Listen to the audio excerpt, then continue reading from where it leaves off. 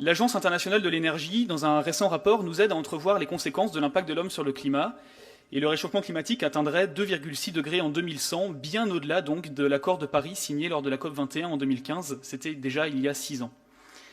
Si la planète n'investit pas beaucoup plus vite et plus fort dans les énergies propres, le monde subira à la fois les conséquences environnementales, économiques et sociales catastrophiques du réchauffement climatique.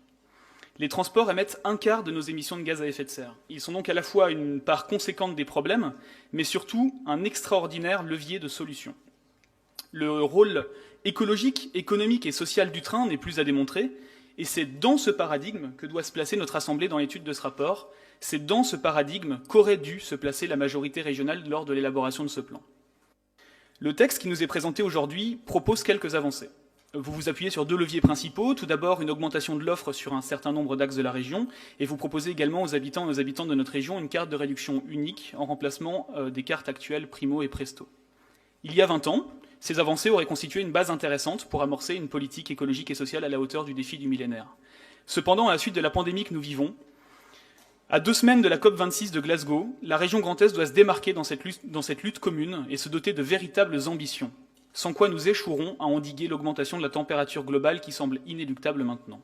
Nous échouerons à faire de nos territoires des bassins de vie dynamiques et résilients.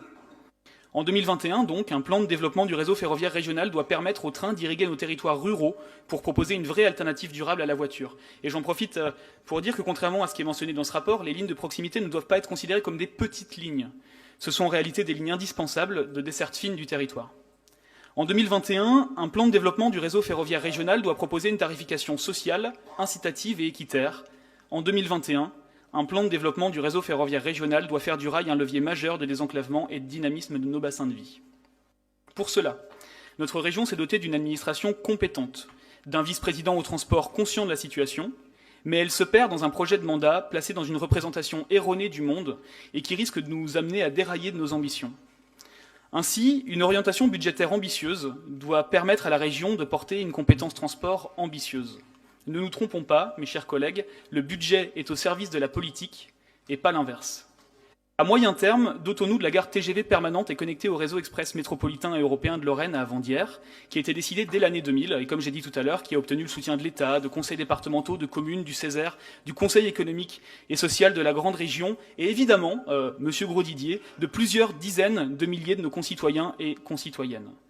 À court terme, amorçons un tournant équitable dans la tarification de nos transports ferroviaires, permettant aux jeunes, population qui apporte une grande partie du dynamisme de nos territoires, mais aussi pour laquelle le taux de pauvreté avoisine les 10%, souvent éloignés du marché du travail ou étudiants précaires, de bénéficier d'un dispositif de gratuité. Et d'autres régions, comme l'Occitanie, ont su le faire, à nous de nous en doter.